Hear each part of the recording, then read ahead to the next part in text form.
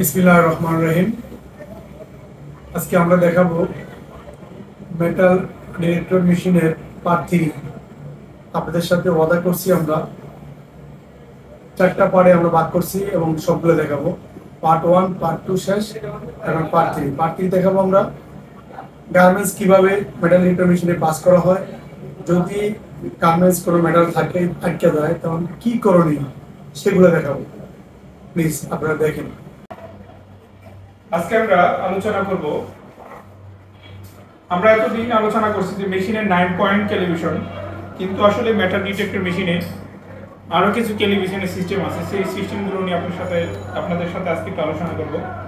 সাধারণত metal detection মেশিনে horizontal এবং ভার্টিক্যাল এই দুই ধরনের ক্যালিব্রেশন করা হয়। কিছু কিছু বায়ারের ক্ষেত্রে শুধুমাত্র ভার্টিক্যাল ক্যালিব্রেশনটা অ্যালাউ করে, আর কিছু বায়ারের ক্ষেত্রে হরিজন্টাল এবং ভার্টিক্যাল এই দুইটা সিস্টেম ক্যালিব্রেশন তারা চায়। আজকে আপনাদেরকে দেখাবো যে হরিজন্টাল কিভাবে ক্যালিব্রেশন করা হয়, হরিজন্টালে কিভাবে 24 পয়েন্ট ক্যালিব্রেশন করা হয়, সেই সিস্টেমটা আজকে আপনাদেরকে দেখাবো। আপনারা একটু ফলো করে দেখেন। প্রথমে হচ্ছে আমি 3 পয়েন্ট ভাগ করে নিব। প্রথমে হচ্ছে ফ্রন্ট, সেন্টার এবং ব্যাক, এই 3টে পয়েন্টে ভাগ করে নিলাম। তারপর হচ্ছে আমি ফ্রন্টে কিভাবে পয়েন্টগুলো চেক করব, সেন্টারে কিভাবে পয়েন্টগুলো চেক করব এবং ব্যাকে কিভাবে পয়েন্টগুলো চেক করব, সেই পয়েন্টগুলো নিয়ে আপনাদের সাথে আজকে আলোচনা করব।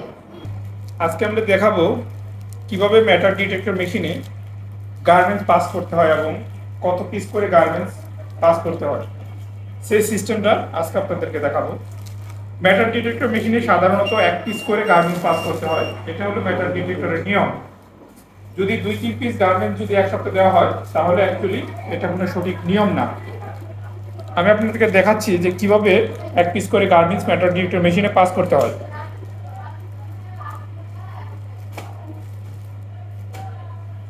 এভাবে 1 পিস করে গার্মেন্টস মেটাল ডিটেক্টর মেশিনে পাস করতে হয়।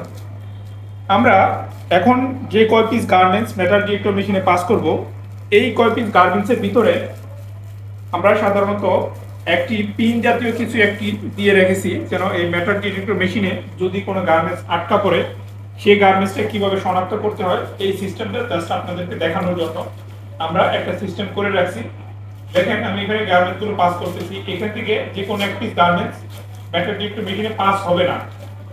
এখন এই পাস না হলে এই গার্মেন্টসটা কি করতে হয়, কিভাবে কি করতে হয়, সেই বিস্তারিতটা জাস্ট আপনাদেরকে দেখানোর জন্য। দেখুন এই গার্মেন্টসটি কিন্তু পাস হচ্ছে না, আমি এটা যেভাবে দেই কোনোভাবে এই গার্মেন্টসটি মেটাল ডিটেক্টর মেশিনে পাস হবে না।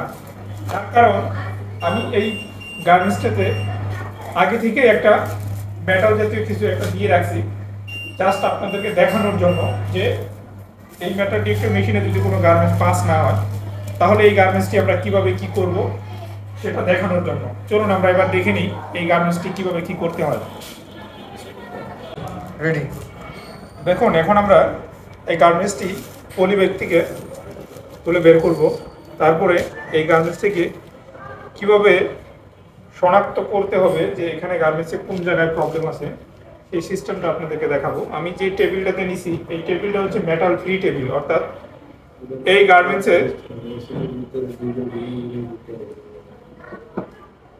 গার্মেন্টসে কোনো নিডেল আছে কিনা সেটা আমরা ভালো করে চেক করে নিব। কিন্তু এর আগে আরেকটু জিনিস সেটা আমরা করি, এই গার্মেন্টসটা পলি খোলার পরে আমরা এই গার্মেন্টসটা আবার মেটাল ডিটেক্টর মেশিনে চেক করি, তাতে করে দেখি কোন অংশটাতে সিগন্যাল দেয়।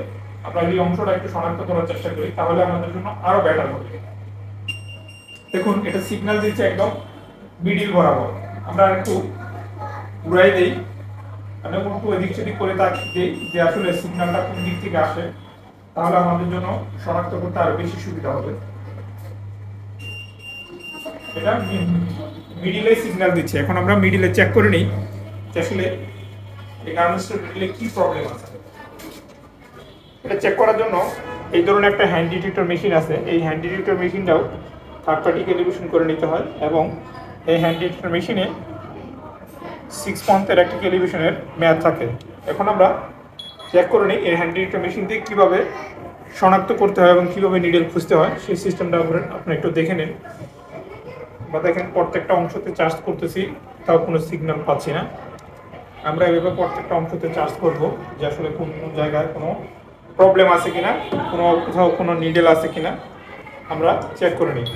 দেখুন আমার এই অংশটাতে সিগন্যাল দিচ্ছে, তার মানে এই অংশের ভিতরে কোনো কিছু আছে যার জন্য এই অংশটাতে সিগন্যাল দিচ্ছে। এখন আমাদের কি করতে হবে, এই অংশটাকে খুলতে হবে। আমরা বাটনগুলো আগে খুলি যে দেখি আসলে কি প্রবলেম। আমি আপনাদেরকে আগে বলছি যে আমি ইচ্ছা করে এই গার্মেন্টসে একটা মেটাল পিন দিয়ে রাখছি যাতে আপনাদেরকে জাস্ট দেখানোর জন্য, বোঝানোর জন্য যে আমরা কিভাবে কি করি।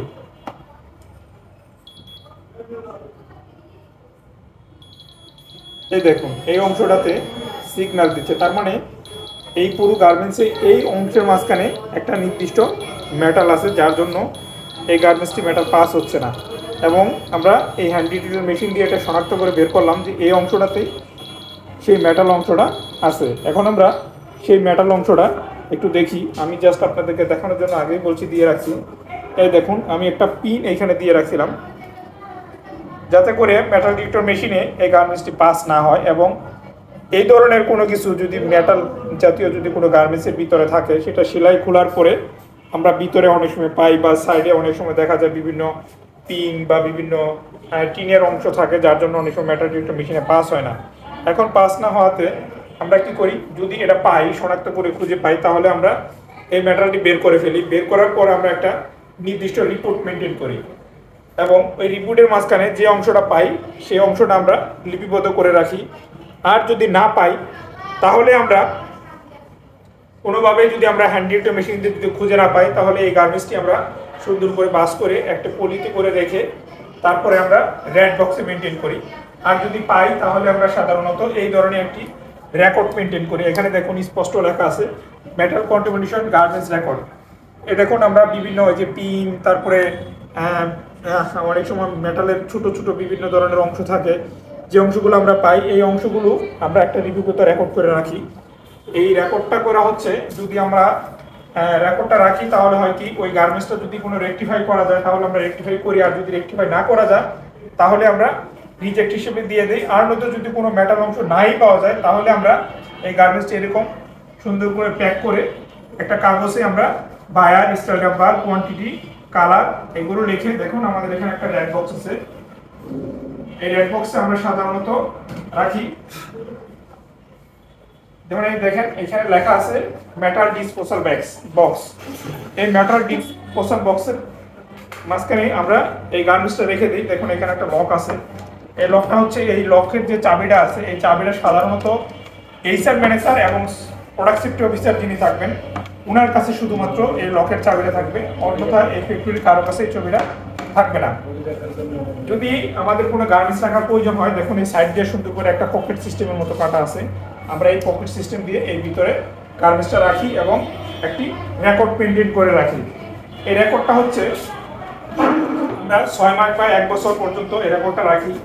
তারপরে আমরা এই গার্মেন্টগুলো, সমস্ত গার্মেন্টগুলো পুনরায় আবারই আমরা ডেস্ট্রয় করে ফেলি। এই ধরনের আমরা একটা রেকর্ড মেনটেন করে রাখি। দেখুন আমাদের ছোট্ট একটা রেকর্ড আছে, এই ধরনের ডেট, বায়ার, স্টাইল, কোয়ান্টিটি, পিও যা যা আছে, যা যা লেখার প্রয়োজন এভাবে লিখে আমরা একটা নির্দিষ্ট রেকর্ড মেনটেন করে তারপরে রেড বক্সের ভিতরে মেনটেন করে রাখি।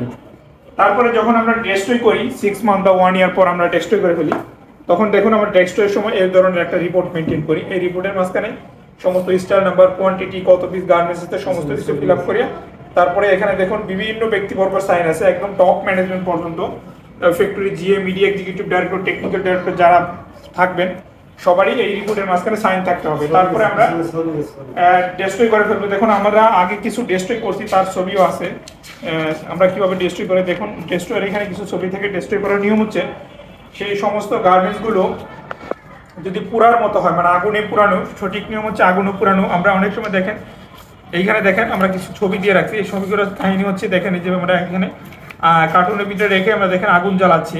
অনেক সময় যদি আগুন জ্বালানোর যদি প্রয়োজন না হয় বা আগুন জ্বালানোর মতো যদি কোনো পরিবেশ না থাকে, তাহলে আপনি সিজার দিয়ে সেই গার্বেজগুলো একদম টুকরো টুকরো করে কেটে তারপরে আপনি মাটির ভিতরে একদম পুঁতে দিতে পারবেন। এটা হচ্ছে ডেস্ট্রয়ের সঠিক নিয়ম, যাতে করে এই গার্বেজটা কোনো পরবর্তীতে যেন কোনো কাস্টমার ব্যবহার না করতে পারে। এই ছিল অ্যাকচুয়ালি যদি কোনো গার্মেন্টস আটকা পড়ে তাহলে এই গার্মেন্টসটা কীভাবে মেনটেন করতে হয় সেই সিস্টেমটাই আজকে আপনাদেরকে দেখালো। ধন্যবাদ সবাইকে। আসসালামু আলাইকুম, ধন্যবাদ সবাইকে। যে আপনারা দেখুন দেখলেন পার্ট 3-তে কিভাবে মেটাল পাস বডি পাস করা হয়, এবং এক ভাই কমেন্টস করছিলেন 24 পয়েন্টের কথা, তো সেটাও আমরা আজকে তুলে ধরলাম। যে 9 পয়েন্ট হলো আমাদের বায়ার রিকোয়ারমেন্ট, আমরা যে বায়ারের কাজ করি সেই বায়ার রিকোয়ারমেন্ট 9 পয়েন্ট। সো 24 পয়েন্টও কীভাবে করা হয় সেগুলো দেখানো হলো, আপনারা দেখবেন।